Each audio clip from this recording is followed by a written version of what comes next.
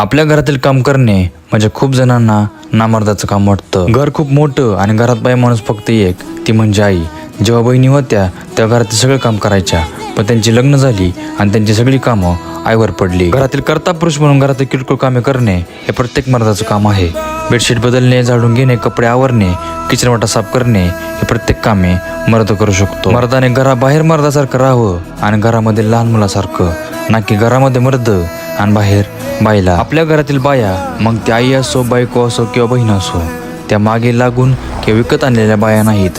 त्यांचा पण जीव जाणून घेणे हे प्रत्येक घरातील मर्दाचं काम आहे आणि तोच खरा मर्द आहे। व्हिडिओसाठी किंवा व्ह्यूजसाठी मी हे काम करतोय असं बऱ्याच जणांना वाटत असेल, पण जसं मला कळतंय तसं मी हे कामे करतोय कारण मी एक माणूस म्हणून विचार करतो। एखादी बाई माणूस किती काम करत असेल आणि आपल्या छोट्या कामात त्यांच्या जीवाला सुख भेटत असेल तर ती किती मोठी गोष्ट असेल।